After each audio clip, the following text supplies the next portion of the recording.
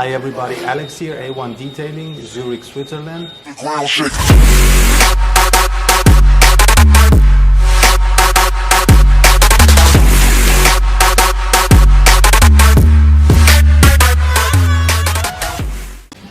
Today I am mobile and I'm working at a Lamborghini dealership, which is one of my partners that I closely work with, and I'm very grateful to work for them.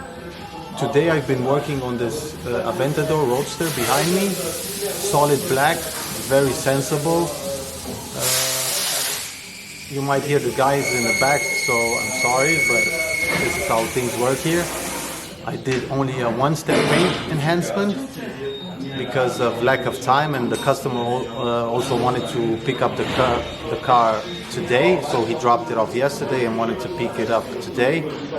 Tomorrow we have a holiday here, so nobody's working. So the only thing that I could do was one step. It was the only thing I had time for. I will blend in some before and after shots and then come back and show you what I use in terms of pads and products.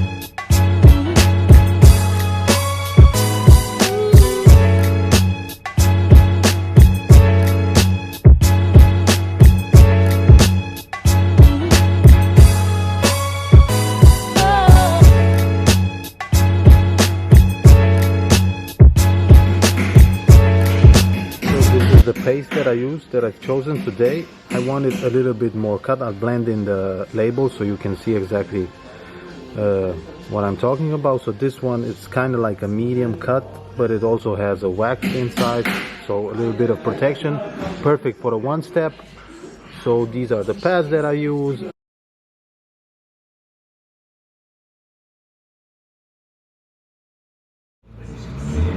And the two machines that I use today, both battery charged. I really love these tools from Flex. Less cables on the floor, and like I said, these are the only two I've taken out today.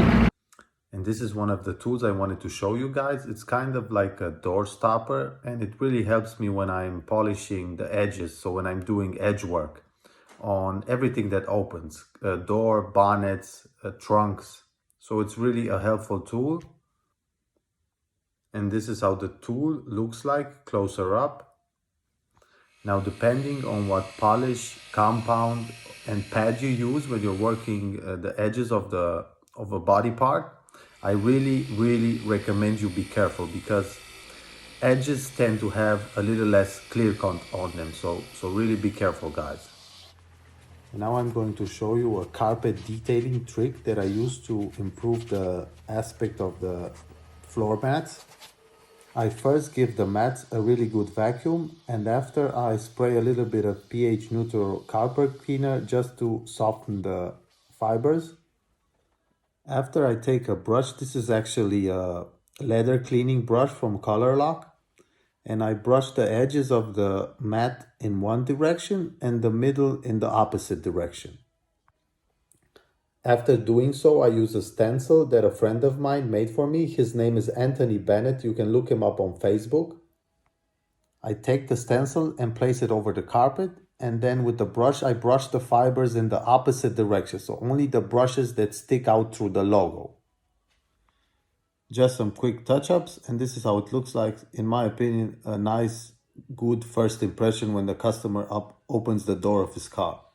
Now, if you want car brand logos, you might need to get a written approval from the dealership that you work for. In this case, I had to have a written approval from Lamborghini Zurich in order for Anthony to use the logo of Lamborghini. Now, if you want a stencil with your own detailing logo, that shouldn't be a problem. So make sure you contact Anthony and see what's up. And here's another technique that you can use that you don't need a stencil for. You just simply brush the fibers in opposite directions next to each other. It only takes you a couple of minutes to do this, and in my opinion, it's a nice first impression for when the customer opens the door of his car. And what you see right there, it's not a stain. It's just I haven't let the fibers dry out properly before shooting this part of the video. Now here's another detailing tool that I really like. You can buy it off Amazon, it's not that expensive. And you can use this tool to fill out stone chips. As you can see, now it's not gonna make them look like new, but it's definitely an improvement. So this is a tool that I also used on cars like Ferrari F40 that I detailed, and the customer was very happy with the improvement of the stone chips. You just need the matching color of the car. And with the matching color, you can gently fill out the stone chips. Depending on how big they are, you can easily fill them out nicely. And one last thing I wanted to mention before I add some after shots of the car. Now, is the paint going to look perfect after one step? Probably not. It depends on how it looks and how deep the scratches are, but it's definitely an improvement and the gloss is there. So for a quick one step, I think this is a perfect example.